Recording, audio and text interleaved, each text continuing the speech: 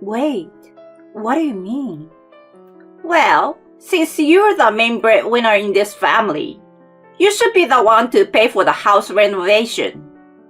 You can't say no to this. You're my wife. A wife should listen to everything her husband and in-laws say. The in-laws and husband smirk at this. They lack common sense, but in a way, that's better for me. I smile and respond. I'd be happy to help. My name is Tammy, a 32-year-old company employee. I have a husband named Eric, whom I've been married to for 2 years. We met through mutual friends.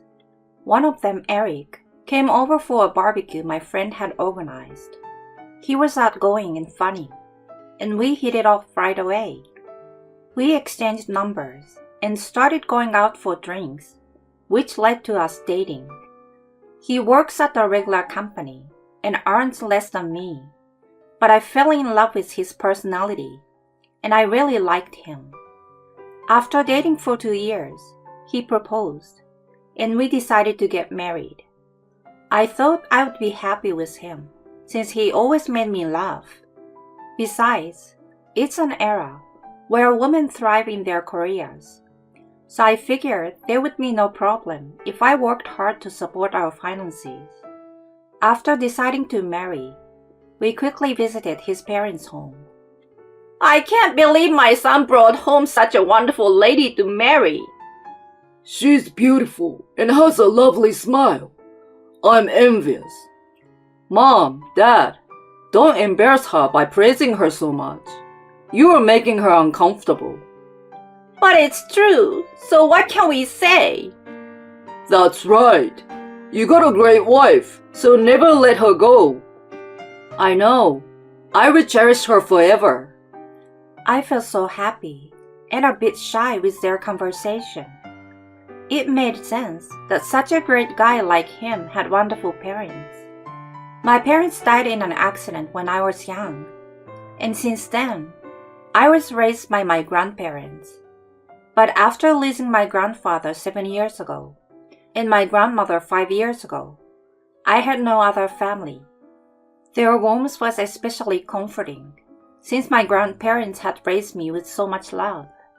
His parents approved of our marriage, and we got married. We had our wedding and honeymoon, and started living together as a married couple. Our newlywed life was so much fun. We both worked, but he usually got home earlier and would cook dinner, which I was so grateful for. Coming home to a warm meal after a busy day at work was blissful. Something people who would live alone for a long time would understand. He cooked dinner, so I took care of washing dishes and cleaning and laundry on weekends. We shared household chores evenly and had a happy newlywed life. I thought we would continue to have fun and eventually have kids to build a lively, happy family. But a year into our happy marriage, things started to turn sour. One day, Eric suddenly said, Actually, my parents want us to move in with them. What? Looks like Mom hurt her back. Is she okay? It seems pretty bad. As the eldest son, I feel like I need to support her. That's why I want you to agree to us moving in and living with them. I see. I was really torn about it. His parents were kind and nice, but we'd only been married for half a year. I wanted to enjoy our life together a bit longer. But his mother's back pain seemed serious enough to make doing household chores difficult. I thought maybe it would be better for us to live together and support them. After a week of thinking, I agreed to it. Eric was very happy when I said yes, and when we called his parents, I could hear their joy over the phone. I felt good knowing they were also pleased with my decision. So we ended our lease on our apartment and moved in with his parents.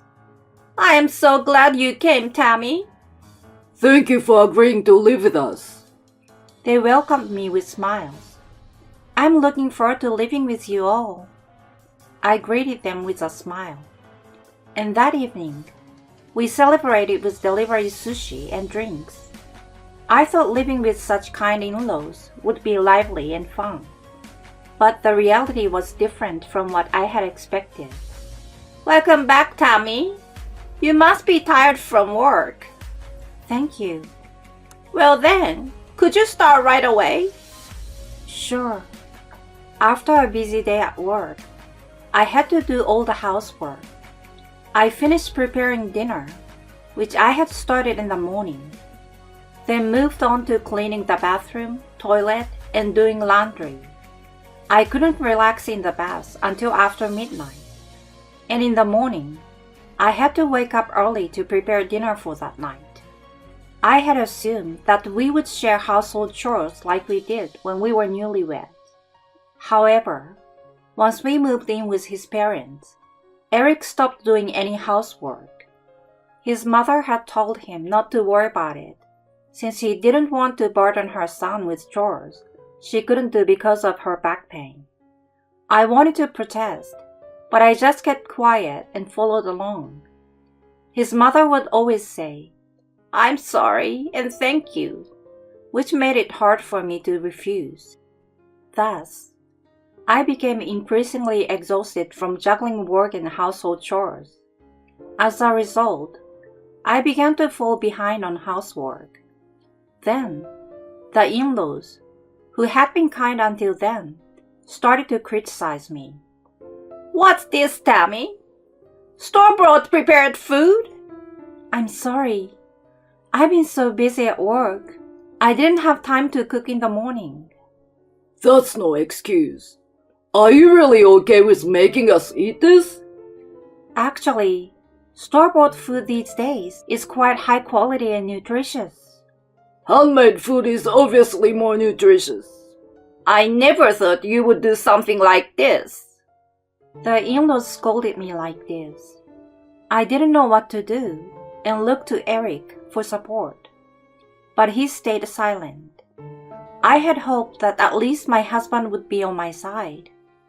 It was tough enough physically, but now it was becoming mentally challenging as well.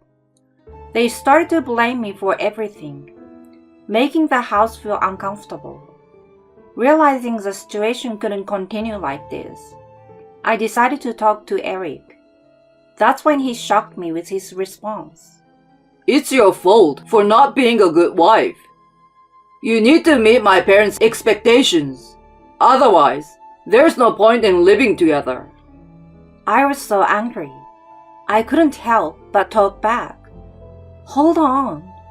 I work more than you, and yet I'm expected to do all the housework. You are usually home before me. You should be doing it. But instead, you push everything onto me, and then blame me when it's not done perfectly. That's not fair.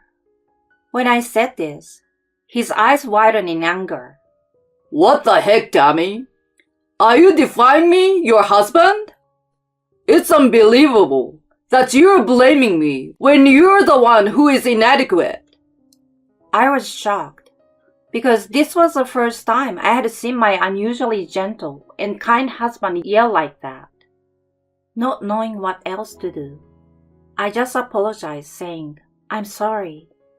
From that point on, both my husband and in-laws started to hurl harsh words at me. I gradually began to think I was truly a terrible person, and that I should obediently follow what the in-laws said, since they were right. Then one day, I got a message from an old friend, someone I was close with in high school. She suggested we meet up after a long time, so I agreed, feeling nostalgic. We decided to meet at a cafe on our day off. Seeing me after a long time, she asked, "What's wrong with you?" When I asked, "What do you mean?" she replied, "You look really terrible." I was confused until she asked if it was work or my husband that was troubling me. At that time, I was almost brainwashed into thinking there was no problem at all. Not at all. Nothing's tough. Work is as busy as ever with lots of overtime. but it's fulfilling. At home, my in-laws are guiding me since I am a failure. My friend was speechless when I said that. Tammy, that's what you call mistreatment and emotional abuse? No way. I'm just not good enough, so they're being strict with love. You're exaggerating. Please, Tammy, wake up. You're like brainwashed. What are you talking about? Brainwashed? Seriously, this is wrong. I will help with anything, but you need to cut ties with that family as soon as possible. Her eyes were dead serious. Then, something inside me began to stir again. Something was wrong with my current situation. Those people were wrong. Such thoughts started to come to my mind. After parting with my friend, I went straight home. But I was met with this. You are late. Prioritizing friends over us is unacceptable. I'm sorry. I will start cooking dinner right away. I suddenly felt irritated. I quickly made dinner and served it at the table. What? Fish today? I was in the mood for meat. Yes, I wanted meat too. You really don't understand, do you? Can't be helped. She's a failure. They all laughed at this. I wondered why I had to put up with this from these people. If they have complaints, they should cook themselves. These thoughts suddenly came to my mind, along with a feeling of anger. What's happening to me? I thought they were right, but now, after dinner and washing the dishes, they called me to the living room to talk. What did you want to talk to me about? Then, with a happy smile, my husband said, We are thinking of rebuilding this house. Rebuild the house? As I was surprised, my mother-in-law spoke up. This house is getting pretty old, you know. So we are thinking of rebuilding it. I naively thought it was a good idea and said, That sounds like a great idea. Right? I knew you would say that. So you will be paying for the reconstruction. Wait, what do you mean? Well, since you're the main breadwinner in this family, you should pay for the house renovation. She said it matter-of-factly. Then, my husband chimed in. You can't say no to this. You're my wife. A wife should listen to everything her husband and in-laws say. They all smirked at that. But I don't have that kind of money. Then my husband said something shocking. What are you talking about? You have the inheritance from your grandparents. What? You should use that money for us. You get to contribute to the family you married into. We'll get a nice, comfortable house. It's a win-win situation. At that moment, something snapped inside me, and I fully came to my senses. They had been planning to use me from the start. There is no way I'd give them the money my loving grandparents left me. I had been brainwashed and exploited up until now, and it was time for revenge. Their lack of common sense was actually a blessing in disguise. I smiled and said, I'd be happy to help. They clapped their hands in joy, probably thinking they had successfully brainwashed me. But the brainwashing was over. Now it was my turn. I contacted my friend again, who had reached out earlier. She happened to be a lawyer. I thanked my friend for helping me regain my sanity and formally asked for her assistance in getting a divorce. She readily agreed, saying of course, and we began preparing for the divorce. Following her advice from our previous meeting, I used my smartphone's recording app to capture instances where my husband and in-laws verbally abused me and tried to coerce me into using my assets. I was skeptical at first, but I'm glad I recorded everything. The emotional abuse and mistreatment continued, so I gathered plenty of evidence. The house rebuilding plan progressed smoothly. My husband and in-laws were thrilled about getting a new house and continuing to use me as both a maid and a breadwinner. Meanwhile, I steadily prepared for my revenge. On the day of the contract signing, they were all excited. I joined them in the car, smiling slyly. At the real estate office, they happily signed the contract, of course, in my husband's name. We arranged for a loan, and I promised to make the payments. The payments were to be transferred monthly to my husband's account. He suggested I could just put all the money in at once, but I managed to convince him my way was better to avoid any loss. After confirming the contract, I stepped outside the real estate office, pretending I had an urgent work call. They were a bit annoyed, but more overwhelmed with joy, so they didn't stop me from leaving. I caught a taxi to the council office, and with some men my friend had arranged, quickly packed up my belongings and moved them to my car. I left the divorce papers on the table and moved to an apartment I had previously arranged for single living.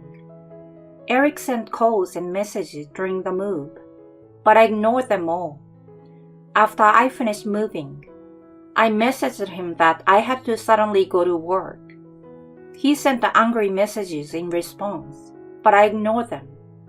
About 2 hours later, he called frantically, probably just returning home. Hey, what the hell is this about? Exactly what it looks like. I've decided to divorce you. Why so suddenly? I can't take your emotional abuse or your mother's mistreatment anymore. What the? Who is going to pay for the new house's lawn if you're gone? Figure it out yourselves. I'm no longer involved. Goodbye. I will refuse the divorce. That way, you will still have to pay as my wife. Then let's fight it out in court. Court? If you refuse, I will fight as long as it takes. If it goes to court, you will have to pay legal fees too. I earn much more than you and have an inheritance, so I can afford it. But can you? With a high monthly loan, you can't afford to waste money, right? Hearing this, he screamed, "Damn it!" over the phone. Apparently, on speaker, his parents started begging me with desperate words, but I ignored them all and said, "I'm not your maid. I will never forgive you. Drown in debt and go to hell." I hung up the phone. Through my lawyer friend, I pursued the divorce and compensation for the emotional abuse. Eric initially refused, but once he realized a court case would cost more, he reluctantly agreed. As for the house reconstruction, they canceled it, but since they had already signed a contract for a $700 rebuild, they were charged a 10% cancellation fee, which was $70,000. So they ended up losing $70,000 and had to pay additional compensation without getting anything. It was a fitting outcome for their actions. Meanwhile, I'm living comfortably and happily alone in my apartment. I can't thank my friend enough for her help. I plan to treat her to a nice dinner soon. For now, I'm good without romance and thinking of finding a new hobby to enjoy my single life.